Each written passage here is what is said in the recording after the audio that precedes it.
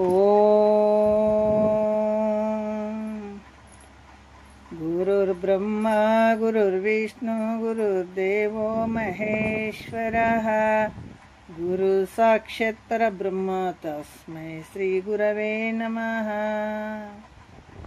ಶ್ರೀ ಜಗದ್ಗುರು ಸಿದ್ಧಾರೂಢರ ಪಾದಕಮಲಗಳಿಗೂ, ಶ್ರೋತ್ರಿಯ ಬ್ರಹ್ಮನಿಷ್ಠ ಸದ್ಗುರು ಬಸವಾನಂದರ ಪಾದಕಮಲಗಳಿಗೂ, ಅವರ ಪ್ರತಿರೂಪದಂಥ ನಿಜಗುಣಪ್ಪನವರ ಪಾದಕಮಲಗಳಿಗೂ ನನ್ನ ದೀರ್ಘದಂಡ ಪ್ರಣಾಮಗಳನ್ನು ಸಲ್ಲಿಸುತ್ತಾ, ಎಲ್ಲ ಮಹಾತ್ಮರ ಪಾದಕಮಲಗಳಿಗೂ ನನ್ನ ದೀರ್ಘದಂಡ ಪ್ರಣಾಮಗಳನ್ನು ಸಲ್ಲಿಸುತ್ತಾ, ಮನದಲ್ಲಿ ಸ್ಮರಿಸಿಕೊಳ್ಳುತ್ತಾ, ತಮ್ಮೆಲ್ಲರಿಗೂ ವಂದಿಸುತ್ತಾ, ಇವತ್ತಿನ ನಿಜಗುಣರು ರಚಿಸಿದಂಥ ಜ್ಞಾನ ಪ್ರತಿಪಾದನಾ ಸ್ಥಳದ ಇವತ್ತಿನ ಆಧಾರದ ವಿಷಯ 58ನೆಯ ಪದ್ಯವನ್ನು ಹೇಳಬೇಕಾಗ್ತದೆ. ಭಾಳಷ್ಟು ವಿಶೇಷವಾಗಿ ಹಿಂದೆ ಹೇಳಿದ್ದಾರೆ ಅವರು. ಯಾಕಂತಂದ್ರೆ ಆವ ಬಾಧೆಯನ್ನುಂಟು ಮಾಡಬಹುದು ಅಖಿಳ ಭೋಗಾವಲಂಬನದೋಳಿರೆ ಶಿವಯೋಗಿಗೆ ಅನ್ನುವಂಥ ವಿಚಾರವನ್ನು ಅವರು ಕೂಡ ಹೇಳಿದರು. ಆದರೆ ಶ್ರೀ ಗುರು ಶಂಭುಲಿಂಗ ಸ್ವರೂಪ ಆದಂಥ ಆ ಸ್ವರೂಪದಲ್ಲೇ ತಾನಾದಂಥ ಶರಣರು ಅಂದರೆ ಜೀವನ್ಮುಕ್ತರು, ಸ್ವರೂಪ ಸ್ಥಿತಿಯಲ್ಲೇ ಇರುವಂಥವರು ಜೀವನ್ಮುಕ್ತರು. ಇವರು ಒಂದೇ ರೀತಿಯಾಗಿರ್ತಾರೇನೋ ಜೀವನ್ಮುಕ್ತರು ಅಂದ್ರೆ ಇಲ್ಲ, ಒಂದೇ ವಿಧವಾಗಿ ಇರಂಗಿಲ್ಲ. ಅಂದ್ರೆ ಅವರು ಪ್ರಾರಬ್ಧ ಕರ್ಮ ವಾಸನೆಯ ಮೂಲಕ ಅಂದರೆ ಅವರು ಪ್ರಾರಬ್ಧ ಕರ್ಮ ವಾಸನೆಯ ಒಂದು ವಶದಿಂದ 4 ಪ್ರಕಾರವಾಗಿ ಇರ್ತಾರೆ. ಅವರು ಪ್ರಾರಬ್ಧ ಹೆಂಗಿರ್ತದೆ ಅಂತಂದ್ರೆ 4 ರೀತಿಯಿಂದ ಇರ್ತದೆ. ಆ ರೀತಿ ಅವರು ವ್ಯವಹಾರ ಮಾಡ್ತಾರೆ. ಈಗ ನಾವು 58ನೆಯ ಪದ್ಯದಲ್ಲಿ ಹೇಳ್ತಾರೆ, ಪ್ರಾರಬ್ಧ ಕರ್ಮ ವಾಸನೆಯೊಂದೇ 4 ಪ್ರಕಾರವಾಗಿಹುದು ಜೀವನ್ಮುಕ್ತರ ಅಂತ ಹೇಳ್ತಾರೆ. ಯಾಕಂತಂದ್ರೆ ಪ್ರಾರಬ್ಧ ಕರ್ಮ ವಾಸನೆಯೊಂದೇ ಏನಾಗ್ತದೆ 4 ಪ್ರಕಾರವಾಗಿರುವಂಥದ್ದು ಜೀವನ್ಮುಕ್ತರ ಒಂದು ವ್ಯವಹಾರ ಇರ್ತದೆ. ಈಗ ನಾವು ಹೇಳ್ತೀವಿ ಪ್ರಾರಬ್ಧ ಕರ್ಮ ಏನು ಅಂತಂದ್ರೆ ಹಿಂದೆ ಮಾಡಿದಂತಹ ಒಂದು ಕರ್ಮ, ಅದು ಪಾಪ ಆಗಿರ್ಬೋದು ಪುಣ್ಯ ಆಗಿರ್ಬೋದು. ಆ ಕರ್ಮ ಹಿಂದೆ ಮಾಡಿದಂಥ ಒಂದು ಆ ಪಾಪ ಪುಣ್ಯದ ಒಂದು ಸಂಸ್ಕಾರ ಏನಿರ್ತದೆ, ಇದು ಪ್ರಾರಬ್ಧ ರೂಪವಾಗಿ ಇವಾಗ ಅನುಭವ ಮಾಡಲಿಕ್ಕೆ ಅದು ಸಾಧನ ಆಗಿರುವಂಥದ್ದು. ಅದಕ್ಕೆ ಅದು ಹಿಂದೆ ಮಾಡಿದಂತಹ ಒಂದು ಕರ್ಮಕ್ಕನುಸಾರವಾಗಿ ಈಗಿನ ಜೀವನದಲ್ಲಿ ಹಲವಾರು ಸುಖ ದುಃಖಗಳು ಇಲ್ಲಿ ನಡೀತಾ ಇರ್ತಾವೆ. ಇವಾಗ ನಮಗೆ ಭಾಳ ಸುಖ ಆಗಿದೆ ಅಥವಾ ದುಃಖ ಆಗಿದೆ ಅನ್ನುವಂಥದ್ದು ಅದು ಈಗಿನ ಜನ್ಮದ್ದಲ್ಲ, ಅದು ಹಿಂದೆ ಜನ್ಮದಲ್ಲಿ ನಾವು ಮಾಡಿದಂಥ ಕರ್ಮದ ಫಲ, ಅದು ಪ್ರಾರಬ್ಧ ರೂಪವಾಗಿ ನಾವು ಅನುಭವಿಸ್ಬೇಕಾಗ್ತದೆ. ಅದಕ್ಕೆ ಪ್ರಾರಬ್ಧ ಅಂತ ಹೆಸರು ಬರ್ತದೆ. ಈ ಪ್ರಾರಬ್ಧ ವಾಸನೆ, ಈ ಕರ್ಮದ ವಾಸನ ರೂಪ ಸಂಸ್ಕಾರವು ಆ ಜೀವನ್ಮುಕ್ತರಲ್ಲಿ ಹೆಂಗಿರ್ತದಪ್ಪ ಅಂತಂದ್ರೆ ತೀವ್ರ, ಮಧ್ಯ, ಮಂದ ಮತ್ತು ಸುಪ್ತ, ಇವು 4 ಪ್ರಕಾರವಾಗಿ ಇರ್ತದೆ. ಅವುಗಳನ್ನು ಈ ಮುಂದಿನ ಪದಗಳಲ್ಲಿ ಹೇಳ್ತಾರೆ. ಏನು ಹೇಳ್ತಾರೆ, ಯಾಕಿಷ್ಟೆಲ್ಲ ಹೇಳ್ತಾ ಇದ್ದಾರೆ ಮಹಾತ್ಮರು ಅಂತಂದರೆ, ಜೀವನ್ಮುಕ್ತರಾದ್ರೆ ಅವರು ಹಿಂಗೆ ಇರ್ಬೇಕೇನ್ರಿ, ಅವ್ರಿಗೆ ಬಾಹ್ಯದ ಒಂದು ಎಚ್ಚರಿಕೆನೇ ಇರಬಾರ್ದ್ರಿ, ಅವ್ರು ಹಿಂಗೆ ಇರ್ಬೋದು, ಇಂಥವ್ರಿಗೆ ನಾವು ಜೀವನ್ಮುಕ್ತರು ಅಂತೀವಿ ಅಂತ ನಾನಾ ರೀತಿಯಿಂದ ಗೊಂದಲಗಳಿಗೆ ಒಳಗಾಗುವಂಥ ಮನಸ್ಸುಗಳು ಇರ್ತಾವಲ್ಲ, ಇಲ್ಲಿ ಎಳೆಯಾಗಿ ಹೇಳ್ತಾರೆ ಅವರು. ಯಾಕಂದರೆ ಜೀವನ್ಮುಕ್ತರು ಆತ ಸಂಸಾರದಲ್ಲಿ ಇರ್ಬೋದು, ಹೊರಗಡೆನೂ ಇರ್ಬೋದು, ಜಾತ್ರೆಯಲ್ಲೂ ಇರ್ಬೋದು, ಯಾತ್ರೆಯೂ ಮಾಡ್ಬೋದು, ಮಠದಲ್ಲೂ ಇರ್ಬೋದು. ಆದರೆ ಶರೀರ ಉಪಾಧಿಯಿಂದ ಅವರ ಒಂದು ಪ್ರಾರಬ್ಧ ಕರ್ಮದ ಬೇರೆ ಬೇರೆಯಾಗಿ ಪ್ರಾರಬ್ಧ ಕರ್ಮ ಇದ್ದರೂ ಕೂಡ ಒಳಗಡೆ ಇರುವಂಥ ಆನಂದ, ಜೀವನ್ಮುಕ್ತನ ಒಂದು ಆನಂದ ಹೇಗಿರ್ತದೆ ಒಂದೇ ರೀತಿಯಾಗಿರ್ತದೆ. ಬೇರೆ ಬೇರೆ ಇರ್ತವೆ. ಇವತ್ತು ದೇವತೆಗಳಿಗಾಗಿರ್ಬೋದು, ಇವತ್ತು ಸೂರ್ಯ ಚಂದ್ರರು ಕೂಡ ಜೀವನ್ಮುಕ್ತರು. ಆದರೆ ಪ್ರಾರಬ್ಧ ವಶದಿಂದ ಅವರು ಪ್ರತಿ ದಿವಸನೂ ಈ ಏನು ಪ್ರಾರಬ್ಧದ ಒಂದು ಕರ್ಮಗಳನ್ನು ಅವ್ರು ಮಾಡ್ತಾರೆ. ಹಾಗಾಗಿ ಬ್ರಹ್ಮ ವಿಷ್ಣು ಮಹೇಶ್ವರರ ಬಳಿ ಬೇರೆ ಜ್ಞಾನ ಐತ್ರಿ, ಮತ್ತು ಸೂರ್ಯಚಂದ್ರರ ಬಳಿ ಬೇರೆ ಜ್ಞಾನ ಐತ್ರಿ, ಮತ್ತು ನಮ್ಮಲ್ಲಿರುವಂತಹ ಬೇರೆ ಜ್ಞಾನ ಐತ್ರಿ, ಮತ್ತು ಮಹಾತ್ಮರಲ್ಲಿರುವಂಥ ಜ್ಞಾನ ಬೇರೆ ಐತ್ರಿ ಅನ್ನುವಂಥದ್ದು ಏನಾರ ಐತೇನು ಅಂದರೆ ಇಲ್ಲ. ಆದರೆ ವ್ಯವಹಾರಗಳು ಅವರ ಪ್ರಾರಬ್ಧ ಕರ್ಮ ವಾಸನೆಯ ಮೂಲಕ ಭಿನ್ನ ಭಿನ್ನವಾಗಿರ್ಬೋದು. ಆದ್ರೆ ಜೀವನ್ಮುಕ್ತಿಯ ಆನಂದ ಇರುವಂಥದ್ದು ಒಂದೇ ಇರ್ತದೆ, ಬೇರೆ ಬೇರೆ ಆಗಿರೋದು. ಯಾವಾಗ ನದಿಗಳು ಯಾವ ರೀತಿ ಹೋದರೂ ಕೂಡ ಅದನ್ನು ಸಮುದ್ರ ಸೇರಿದಾಗ ಒಂದಾಗಿರುವಂಥದ್ದು. ಅಲ್ಲಿ ಯಾವ ಉಪಾಧಿಗಳು ಇರದೆ, ಅಲ್ಲಿ ಯಾವ ನಾಮರೂಪ ಕೂಡ ಇಲ್ಲ ಅಲ್ಲಿ. ಹಾಗಾಗಿ ಅದು ಸಮುದ್ರ ಸೇರಿದಾಗ ಆನಂದವಾಗಿ ಇರುವಂಥದ್ದು. ಈ ರೀತಿಯಾಗಿ ಇರ್ತದೆ. ಮತ್ತು ತೀವ್ರ ಪ್ರಾರಬ್ಧ ಉಳ್ಳವನ ವಿಚಾರವನ್ನು ಹೇಳ್ತಾರೆ. ಹೆಂಗಿರ್ತಾನಾತ ಅಂದರೆ, ಅರಿದ ಮೇಲೆ ಒಡಲು ವಿಡಿದು ಭೋಗದೊಳು ಮನ ವೆರಕವೆಂದೆನಿಸಿ ಪಶುವಿನಂದದಿ ಮೆರೆವ ಆತ್ಮನೊಳು ಪ್ರೀತಿ ಮಾತ್ರವೇ ಕರ್ಮದೋಳು ಉರಿವ ಸಂಸ್ಕಾರದ ತೀವ್ರವಿದು ಅಂತ ಹೇಳ್ತಾರೆ. ಏನು ಹೇಳ್ತಾರ? ಆತ ತಾನು ಯಾರು ಇದ್ದೀನಿ ಅಂತ ತಿಳ್ಕೊಂಡ ಮೇಲೆ ಆಗುವಂಥದ್ದು. ಆವಾಗ ತಾನು ಯಾರು ಇದ್ದೀನಿ ಅಂತ ತಿಳ್ಕೊಂಡಿರ್ತಾನೆ, ಆಮೇಲೆ ಈ ಶರೀರ ಇರ್ತದೆ. ಆದರೆ ಜೀವನ್ಮುಕ್ತ ಅಂದರೆ ಜೀವತ್ವ ಭಾವ ನಾಶ ಆಗುವಂಥದ್ದು, ಜೀವ ನಾಶ ಆಗುವಂಥದ್ದಲ್ಲ, ಜೀವತ್ವ ಭಾವ ನಾಶ ಆಗುವಂಥದ್ದು.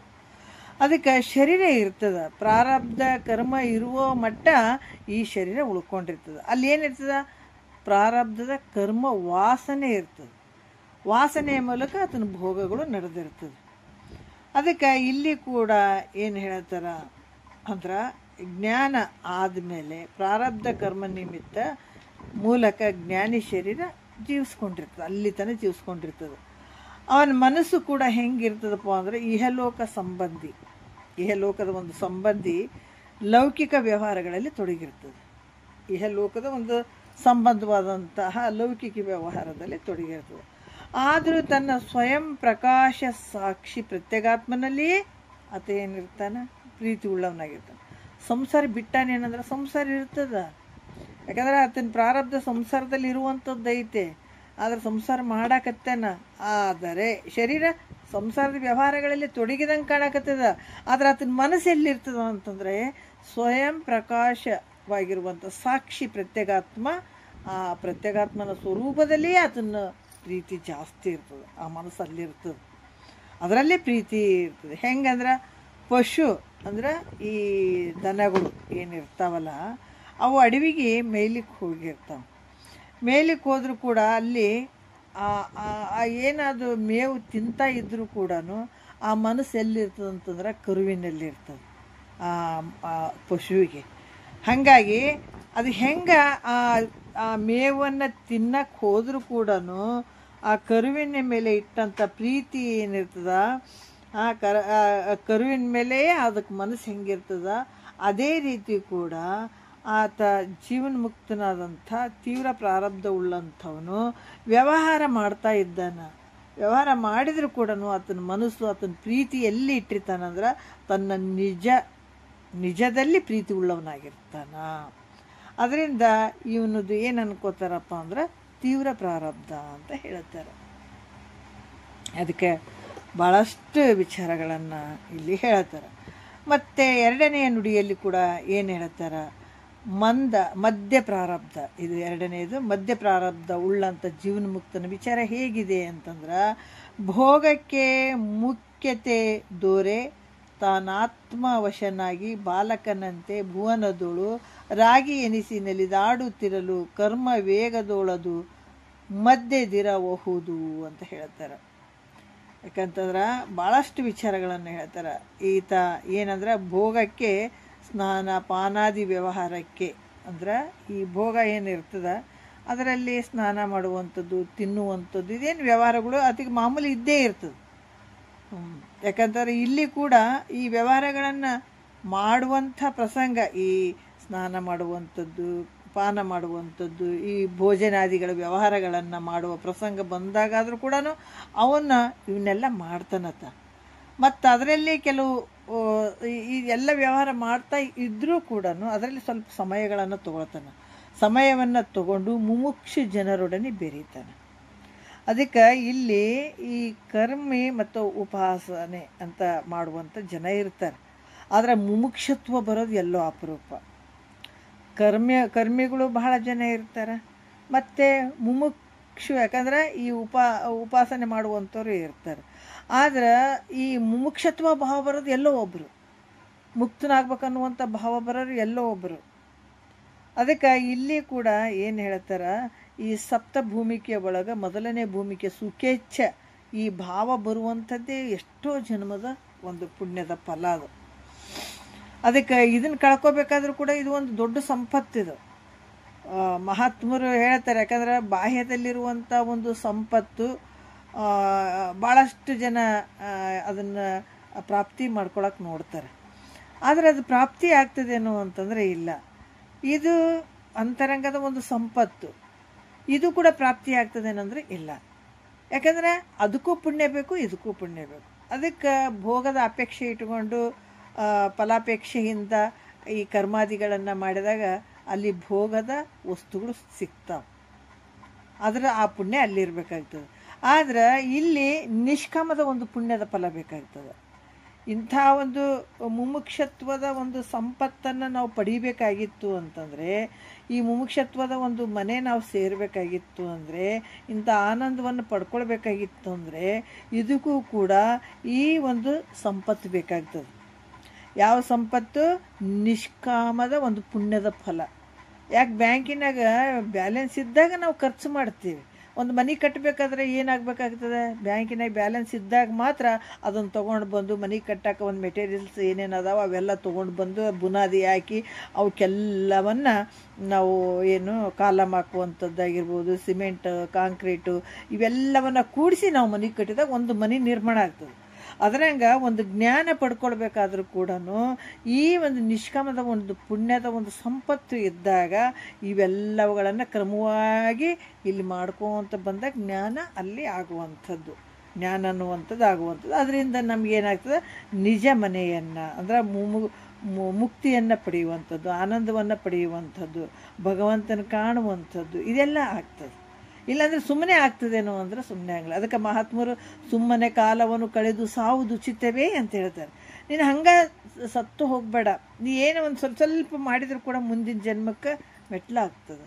ಅದಕ್ಕೆ ಹಂಗೆ ಸಾಯಬೇಡ, ಒಂದು ಸ್ವಲ್ಪ ಮಾಡ್ಕೋ ಅಂತನ್ನುವಂಥ ವಿಚಾರವನ್ನು ನಮಗೆ ಎಚ್ಚರಿಕೆ ಕೊಡ್ತಾರೆ ಮಹಾತ್ಮರು. ಹಂಗಾಗಿ ಇಲ್ಲಿ ಕೂಡ ಮುಮುಕ್ಷತ್ವ ಅನ್ನುವಂಥ ಜನರ ಜೊತೆ ಈತ ಏನು ಮಾಡ್ತಾನೆ ಅಂತಂದ್ರೆ ಕೂಡಿಕೊಂಡು ಬಾಲಕನ ಬೋಧ ವ್ಯವಹಾರವನ್ನು ಮಾಡ್ತಾ ಇರ್ತಾನೆ. ಬಾಲಕನಂತೆ ಈ ತತ್ವ ಅಂದರೆ ಬೋಧ ಹೇಳುವಂಥ ವ್ಯವಹಾರವನ್ನು ಮಾಡ್ತಾ ಇರ್ತಾನೆ ಈತ. ಮತ್ತು ಬಾಲಕನು ತನ್ನ ಊಟ ಮತ್ತು ಉಪಚಾರಗಳನ್ನು ತೀರಿಸ್ಕೊಂಡು, ಯಾಕಂದ್ರೆ ಆತ ಮತ್ತೆ ಮನೆಗೆ ಹೋಗ್ತಾನೆ, ಊಟ ಉಪಚಾರಗಳನ್ನು ಮುಗಿಸ್ಕೊಂಡು ಮತ್ತೆ ಹುಡುಗರ ಜೊತೆ ಸೇರಿ ಆತ ಆಟದಲ್ಲಿ ಹೆಂಗೆ ತತ್ಪರನಾಗ್ತಾನೆ, ಅದೇ ರೀತಿ ಕೂಡ ಈತ ಏನು ಮಾಡ್ತಾನೆ? ತನ್ನ ವ್ಯವಹಾರಗಳನ್ನು ಮಾಡ್ತಾನೆ, ಮತ್ತು ತಿರ್ಗಾ ಶಾಸ್ತ್ರೋಪದೇಶದಲ್ಲಿ ತತ್ಪರನಾಗ್ತಾನೆ. ಮಾಡುವಂಥದ್ದು ಆತ ಯಾವ ರೀತಿ ವ್ಯವಹಾರವನ್ನು ಮಾಡ್ತಾ ಇರ್ತಾನೆ, ಮಾಡಿದರೂ ಕೂಡ ಆತ ಮತ್ತೇನು ಮಾಡ್ತಾನೆ ಅಂದ್ರೆ ಶಾಸ್ತ್ರೋಪದೇಶದಲ್ಲಿ ಆತ ಮತ್ತೆ ತತ್ಪರನಾಗ್ತಿರ್ತಾನೆ. ಅವಕಾಶ ಮಾಡ್ಕೊಂಡು ಇದರಲ್ಲೇ ಬರ್ತಿರ್ತಾನೆ.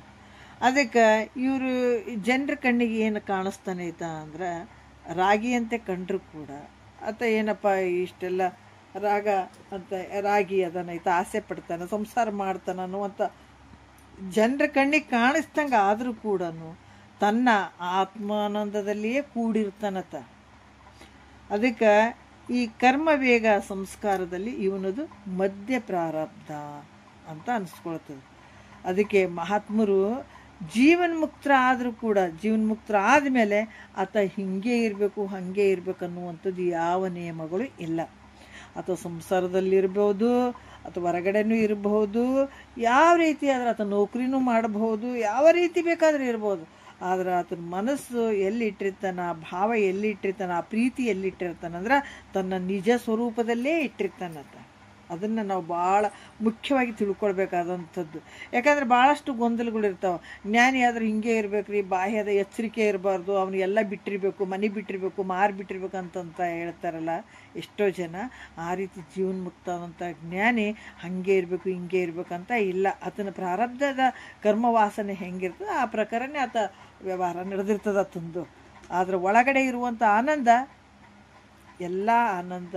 ಈಗ ನಿದ್ರೆ ಆನಂದ ಒಂದೇ ಅದ. ಜಗತ್ತಿನೊಳಗೆ ಎಷ್ಟೋ ಎಲ್ಲ ಪ್ರಾಣಿ ಪಕ್ಷಿಗಳ ಮಾಡುವಂಥದ್ದಾಗಿರ್ಬೋದು, ಮನುಷ್ಯರು ಮಾಡುವಂಥದ್ದು, ನಿದ್ರಾ ಆನಂದ ಇರುವಂಥದ್ದು ಎಲ್ಲರಿಗೂ ಇರುವಂಥದ್ದು ಆನಂದ ಒಂದೇ. ಹೊಟ್ಟೆ ತುಂಬಿದ ಆನಂದ ಇರುವಂಥದ್ದು ಒಂದೇ. ಅದೇ ರೀತಿ ಕೂಡ ಮಹಾತ್ಮರ ಉಪಾದಿಯಿಂದ ಶರೀರಗಳು ಭಿನ್ನ ಆದರೂ ಕೂಡ ಒಳಗಡೆ ಇರುವಂಥ ಜ್ಞಾನದ ಆನಂದ, ಜೀವನ ಮುಕ್ತಿ ಆನಂದ ಒಂದೇ ರೀತಿಯಾಗಿರುವಂಥದ್ದು. ಮತ್ತು ಮುಂದೆ ಕೂಡ ಹೇಳ್ತಾರೆ ಅವರು. 3ನೇ ನುಡಿಯಲ್ಲಿ ಹೇಳ್ತಾರೆ, ಮಂದ ಪ್ರಾರಬ್ಧವುಳ್ಳ ಜೀವನ್ಮುಕ್ತನ ವಿಚಾರವನ್ನು ಹೇಳ್ತಾರೆ. ತೀವ್ರ ಪ್ರಾರಬ್ಧ ಉಳ್ಳಂಥವೊಂದು ಹೇಳಿದರು, ಆಮೇಲೆ ಮಧ್ಯ ಪ್ರಾರಬ್ಧ ಉಳ್ಳಂಥವ್ನು ಹೇಳಿದರು, ಈ ಮೂರನೆಯವುದು ಮಂದ ಪ್ರಾರಬ್ಧ ಉಳ್ಳಂಥವನ ವಿಚಾರವನ್ನು ಹೇಳ್ತಾರೆ.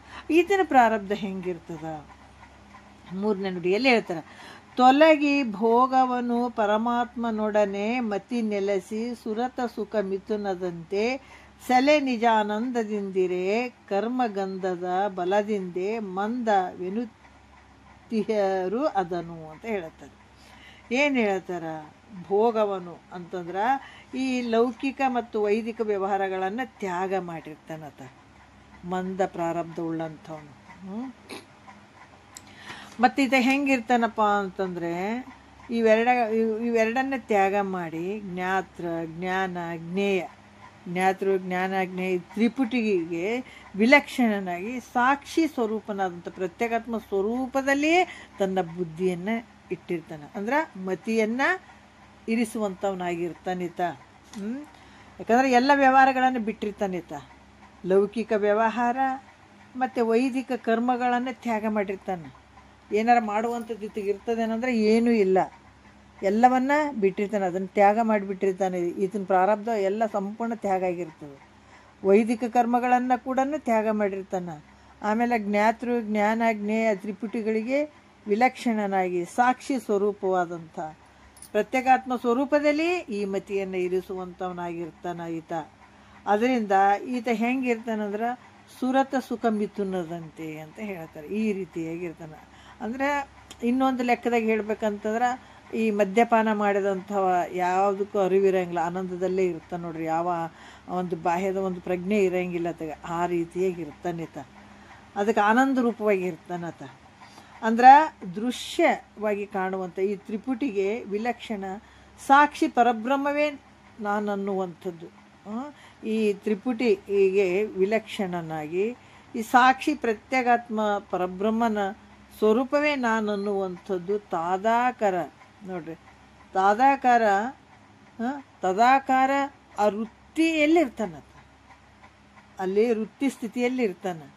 ಅಂದ್ರೆ ಈ ನಾವು ಇದಕ್ಕೇನು ಹೇಳ್ತಾರೆ ಅಂತಂದರೆ ಈ ತೂರ್ಯ ಅವಸ್ಥೆ ಅಂತ ಕೂಡ ಹೇಳ್ಬೋದು. ಅಲ್ಲಿ ಏನೊಂದೇ ಇಲ್ಲ, ಆದರೆ ಸ್ವಲ್ಪ ವೃತ್ತಿ ಇರ್ತದಲ್ಲಿ. ಅದಕ್ಕೆ ಅದರಿಂದ ಇಲ್ಲಿ ಇದಕ್ಕೇನು ಹೇಳ್ತಾರೆ? ಸವಿಕಲ್ಪ ಸಮಾಧಿ ಸ್ಥಿತಿ ಉಳ್ಳವನು ಅಂತ ಹೇಳ್ತಾರೆ.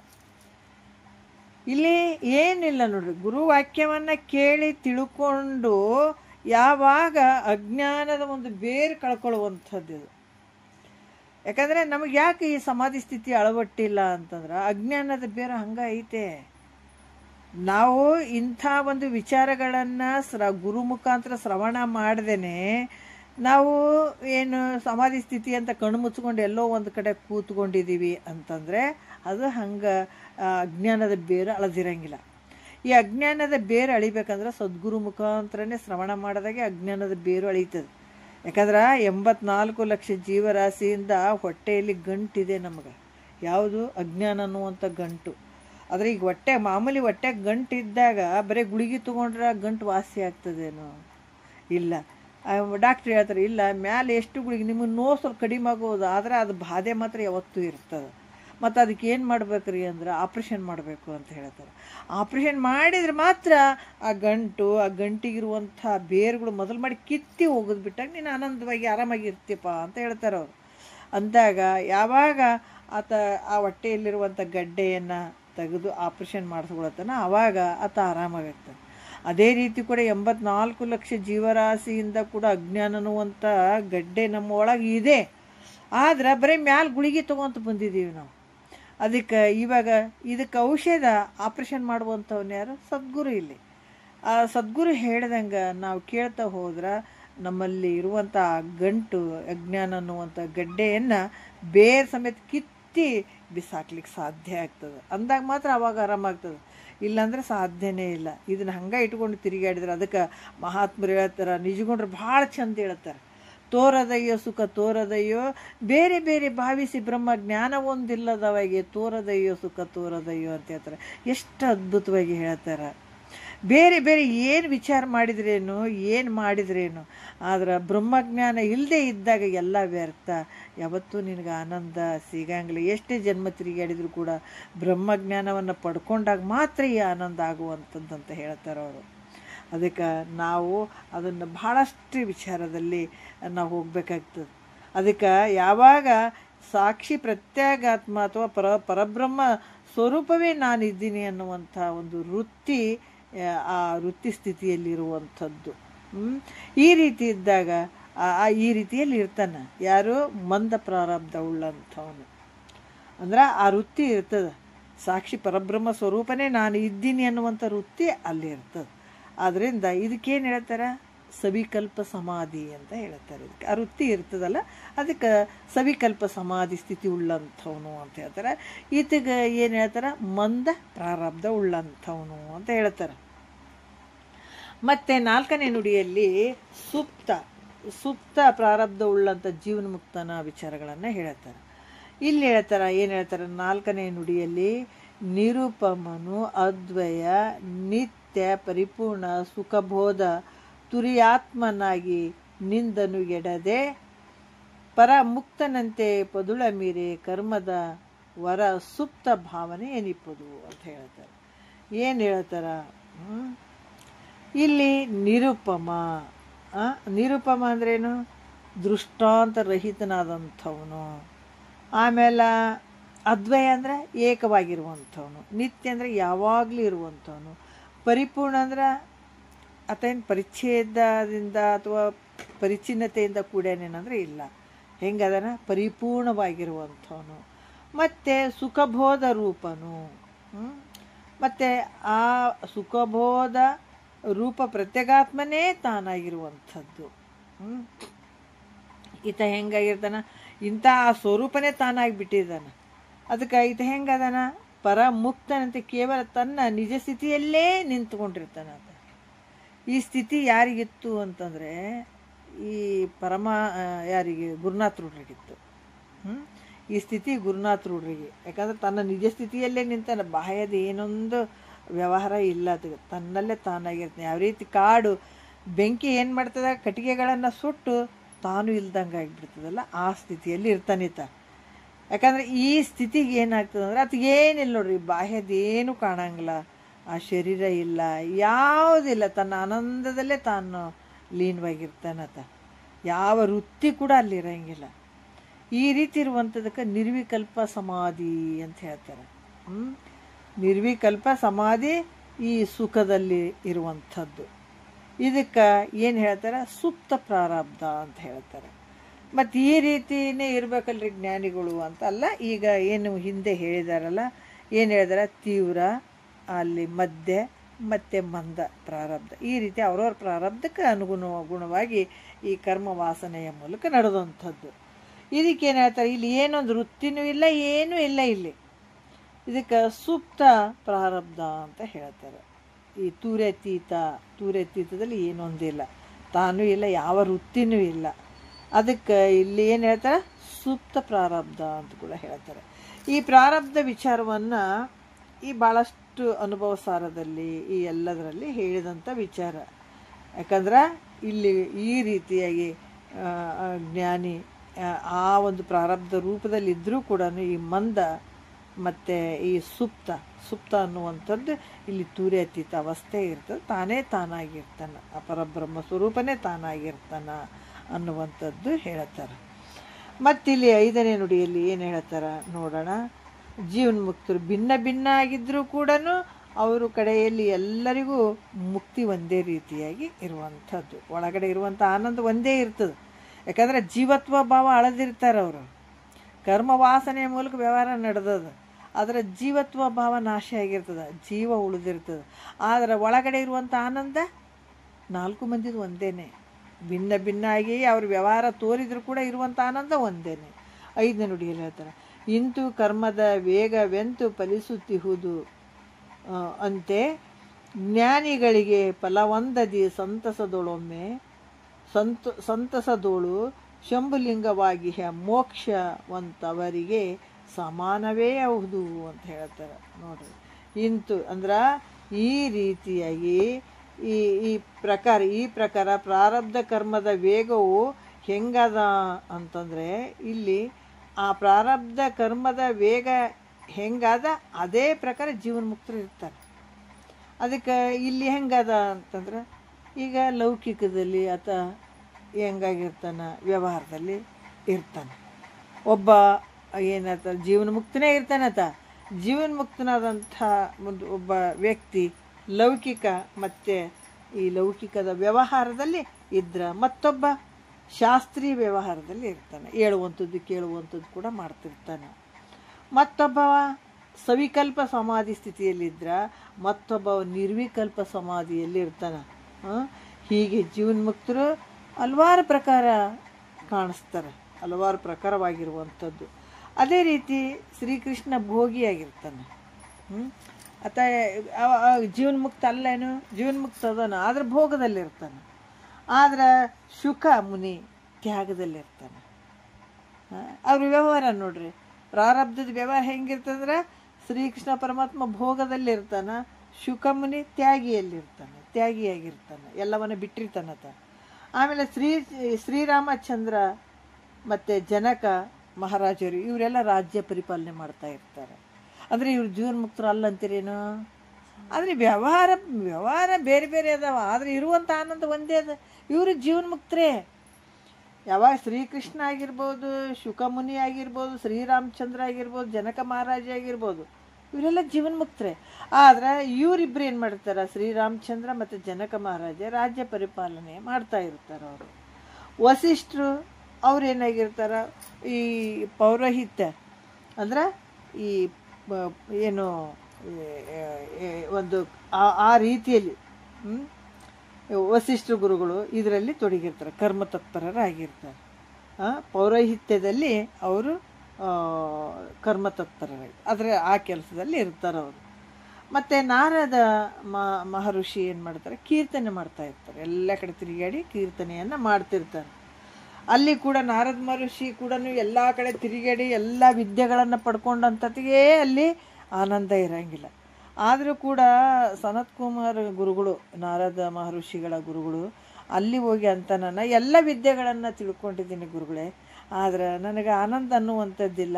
ಯಾರು ಪಂಡಿತರು ನನ್ನನ್ನು ಸೋಲಿಸಿಬಿಡ್ತಾರೋ ಏನೋ ಅಂತ ಭಯ ಆಗ್ತದೆ. ಆದರೂ ನನಗೆ ನೆಮ್ಮದಿ ಇಲ್ಲ ಅಂದಾಗ, ಎಲ್ಲವನ್ನು ತಿಳ್ಕೊಂಡಿದ್ದೆ ಆದರೆ ಬ್ರಹ್ಮಜ್ಞಾನವನ್ನು ಏನಾದರೂ ಪಡ್ಕೊಂಡು ಏನು ಅಂತ ಕೇಳ್ತಾನೆ, ಇಲ್ಲ ಅಂತಾನೆ. ಅದಕ್ಕೆ ನಿನಗೆ ದುಃಖ ಆಗಿರುವಂಥದ್ದು, ಅದಕ್ಕೆ ಬ್ರಹ್ಮಜ್ಞಾನವನ್ನು ಪಡ್ಕೊ ಅಂತ ಹೇಳಿದಾಗ ಸನತ್ ಕುಮಾರ ಗುರುಗಳಿಗೆ ಶರಣಾಗತನಾಗಿ ಈ ಬ್ರಹ್ಮಜ್ಞಾನವನ್ನು ಪಡ್ಕೊಂಡಂಥವ್ರು ನಾರದ ಮಹರ್ಷಿಗಳು. ಆತ ಕೂಡ ಈ ಥರ ಕೀರ್ತನೆಯಲ್ಲಿ ಮಾಡ್ತಾ ಇರ್ತಾನೆ. ಈ ದತ್ತಾತ್ರೇಯರು ಕೂಡ ಅವರು ಒಂದು ವಿಚಾರದಲ್ಲಿ ಅವರು ಕೂಡ ಇರ್ತಾರೆ. ಹೀಗೆ ಇವರೆಲ್ಲರೂ ಜೀವನ್ಮುಕ್ತರೇ, ಆದ್ರೆ ಅವ್ರು ಮಾಡುವಂಥ ಒಂದು ವ್ಯವಹಾರಗಳು ಭಿನ್ನ ಭಿನ್ನ ಆಗಿರ್ತಾವೆ. ಹಂಗಾಗಿ ಅವರಿಗೆ ಕಡೆಯಲ್ಲಿ ಶಂಭುಲಿಂಗನ ರೂಪವಾದಂಥ ಮುಕ್ತಿ ಒಂದೇ ಪ್ರಕಾರ ಆಗಿರ್ತದೆ. ವ್ಯವಹಾರದಲ್ಲಿ ಪ್ರಾರಬ್ಧದ ಒಂದು ಕರ್ಮವಾಸನೆಯ ಮೂಲಕ ಅವರ ವ್ಯವಹಾರಗಳು ಭಿನ್ನ ಆದರೂ ಕೂಡ ಕಡೆಯಲ್ಲಿ ಜೀವನ್ಮುಕ್ತಿ ಆನಂದ ಒಂದೇ ಇರ್ತದೆ. ಒಳಗಡೆ ಅವರು ಆನಂದ ಪಡುವಂಥದ್ದು ಕೂಡ ಒಂದೇ ಇರ್ತದೆ. ಅದೇ ರೀತಿ ಕೂಡ ಇಲ್ಲಿ ಮುಕ್ತಿ ಒಂದೇ ಪ್ರಕಾರವಾಗಿರುವಂಥದ್ದು. ಹೆಂಗೆ ಅಂದರೆ ಕೂಡ ಕೆಲವು ಹೇಳ್ತಾರೆ ಅವರು, ನದಿಗಳು ಅಂಕಡೊಂಕಾಗಿ ಹರಿದರೂ ಕೂಡ ನಾನಾ ರೀತಿಯಿಂದ ಅಂಕಡೊಂಕಾಗಿರ್ತಾವ. ಈಗ ನೋಡ್ರಿ, ಒಂದು ನದಿ ಬಂದು ಯಾವುದು ಈ ಜೋಗದಲ್ಲಿ ದೊಡ್ಡ ತಗ್ಗು, ಅದು ಆ ತಗ್ಗಿನ ಮ್ಯಾಲಿಂದ ಕೆಳಗಡೆ ಬೀಳುತ್ತದೆ ನದಿ. ಯಾಕಂದ್ರೆ ಆ ರೀತಿ ನಾನಾ ರೀತಿಯಿಂದ ನದಿಗಳು ಹಂಗೆ ಬಂದರೂ ಕೂಡ ಅದರ ಕಡೆಯಲ್ಲಿ ಸಮುದ್ರವನ್ನು ಸೇರಿ ಏಕವಾಗಿ ಬಿಡ್ತಾವೆ. ಆ ಸಮುದ್ರವನ್ನು ಸೇರಿದಾಗ ಇರುವಂಥ ಆನಂದ ಒಂದೇ, ಯಾವುದು ನಾಮ ಇಲ್ಲ ಮತ್ತು ರೂಪ ಇಲ್ಲ, ಅಲ್ಲಿ ಎಲ್ಲ ಆನಂದವಾಗಿ ಅಲ್ಲಿ ಸೇರಿಬಿಡುವಂಥದ್ದು. ಇದೇ ರೀತಿ ಕೂಡ ಜೀವನ್ಮುಕ್ತರು ಕೂಡ ಅವರು ಜೀವನ ಮುಕ್ತರು ಆಗಿದ್ದಾರೆ, ಅದರ ವ್ಯವಹಾರ ಭೇದ ಐತೆ, ಜೀವತ್ವ ಭಾವ ನಾಶ ಆಗ್ಯದ, ಅದ್ರ ಒಳಗಡೆ ಆನಂದವಾಗಿ ಇರ್ತಾರೆ. ಒಳಗಡೆ ಇರುವಂಥ ಆನಂದ ಒಂದೇ ಇರ್ತದೆ. ಆದರೆ ಕೊನೆಗೆ ಅವ್ರ ಜೀವನ್ಮುಕ್ತರು ಕೂಡ ವಿದೇಹ ಮುಕ್ತಿಯಲ್ಲಿ, ಅಂದ್ರೆ ಶರೀರ ಬಿಟ್ಟ ಮೇಲಾದರೂ ಕೂಡ ವಿದೇಹ ಮುಕ್ತಿಯಲ್ಲಿ ಕೂಡ ಎಲ್ಲರೂ ಒಂದೇ ರೀತಿಯಾಗಿರುವಂಥದ್ದು. ಶರೀರ ಉಪಾದಿಯಿಂದ ಇದು ಹೆಣ್ಣು ಅನ್ಬೋದು, ಗಂಡು ಅನ್ಬೋದು, ಅದು ಅನ್ಬೋದು, ಇದು ಅನ್ಬೋದು. ಆದರೆ ಉಪಾದಿಯಿಂದ ತೋರಿದಂಥ ಶರೀರ, ಆದ್ರೆ ಅವ್ರು ಮಾಡ್ಕೊಂಡಂಥ ಒಂದು ಜೀವನ್ಮುಕ್ತ ಸ್ಥಿತಿಯಲ್ಲಿರುವಂಥದ್ದು ಒಂದೇ. ಕೊನೆಗೆ ವಿದೇಹ ಒಂದು ಮುಕ್ತಿಯಲ್ಲಿ ಕೂಡ ಎಲ್ಲರೂ ಒಂದೇ ಆನಂದವನ್ನು ಹೊಂದುವಂಥವರು. ಅವರು ಪಡುವಂಥ ಆನಂದ ಇರುವಂಥದ್ದು ಒಂದೇ ರೀತಿಯಾಗಿರ್ತದ ಅಂತ ಕೂಡ ಹೇಳ್ತಾರೆ. ಈ ರೀತಿಯಾಗಿ 4 ರೀತಿಯಿಂದ ಪ್ರಾರಬ್ಧ ಕರ್ಮ, ಇದು ಪ್ರಾರಬ್ಧ ಹೆಂಗೈತೆ ಅಂದರೆ, ಇದು ಪ್ರಾರಬ್ಧದ ಕರ್ಮ ವಾಸನೆಯ ಮೂಲಕ ತೀವ್ರ, ಮಧ್ಯ, ಮಂದ, ಸುಪ್ತ ಅನ್ನುವಂಥ ಪ್ರಾರಬ್ಧ ರೀತಿಯಲ್ಲಿ ಮಹಾತ್ಮರು ಜೀವನ್ಮುಕ್ತರು ಇರ್ತಾರೆ. ಆದ್ರೆ ಅವರು ಭಿನ್ನ ಭಿನ್ನವಾಗಿ ಇರ್ತದೆ. ಅವರ ಆನಂದ, ಜೀವನ್ಮುಕ್ತನ ಒಂದು ಸ್ಥಿತಿ ಭಿನ್ನ ಆಗಿರ್ತದೆ ಅಂದರೆ ಇಲ್ಲ. ಇರುವಂಥದ್ದು 4 ರೀತಿ ವ್ಯವಹಾರಗಳು ಬೇರೆ ಬೇರೆ ಕಂಡರೂ ಕೂಡ ಒಳಗಡೆ ಇರುವಂಥ ಆನಂದ ಒಂದೇ. ಅದಕ್ಕೆ ಇಂಥ ಮಹಾತ್ಮರು ಬಹಳಷ್ಟು ನೀನಿಟ್ಟ ನೆಲವೇ ಸುಕ್ಷೇತ್ರ, ಜಲವೇ ಪಾವನ ತೀರ್ಥ, ಸುಲಭ ಶ್ರೀ ಗುರುವೇ ಕೃಪೆಯಾಗು ಅಂತ ಹೇಳ್ತಾರೆ. ಅಂಥ ಮಹಾತ್ಮರು ಎಲ್ಲಿ ಪಾದ ಇಡ್ತಾರೆ, ಎಲ್ಲಿ ಅವರು ಖುಷಿಯಿಂದ ಅಲ್ಲಿ ಪಾದ ಇಟ್ಟರೆ ಸುಕ್ಷೇತ್ರ ಆಗುವಂಥದ್ದು. ಈ ರೀತಿಯಾಗಿ ಜೀವನ್ಮುಕ್ತರ ಸ್ಥಿತಿ ಇರ್ತದ ಅನ್ನುವಂಥ ವಿಚಾರವನ್ನು ತಿಳಿಸ್ತಾರೆ. ನಿಜಗೊಂಡು ಭಾಳ ಅದ್ಭುತವಾಗಿ ಯಾಕಂದರೆ ನಮ್ಮ ಈ ಕ್ರಮಶಾಸ್ತ್ರ ಅನ್ನುವಂಥದ್ದು ಎಳಿಯಾಗಿ ಹೇಳ್ತಾರೆ ಮಹಾತ್ಮರು. ನಿಜಗೊಂಡ್ರೆ ಭಾಳ ಚಂದ ಹೇಳ್ತಾರೆ. ಅದಕ್ಕೆ ಇಂಥ ಸೂಕ್ಷ್ಮ ವಿಚಾರಗಳನ್ನು ನಾವು ಕಾಣಬೇಕು. ಜೀವನ್ಮುಕ್ತಿಯ ಆನಂದವನ್ನು ನಾವು ಪಡ್ಕೊಳ್ಬೇಕಂತಂದ್ರೆ ಕ್ರಮಶಾಸ್ತ್ರನೇ ಭಾಳ ಮುಖ್ಯ ಆಗ್ತದೆ. ಗುರು ಮುಖಾಂತರನೇ ತಿಳ್ಕೊಳ್ಬೇಕಿದು. ತಿಳ್ಕೊಂಡಾಗ ಮಾತ್ರ ಇದು ನಮ್ಮ ಜ್ಞಾನ, ಸ್ವಾನುಭಾವದ ಸುಖ ತಾನೇ ಕೈ ಸೇರ್ತದ.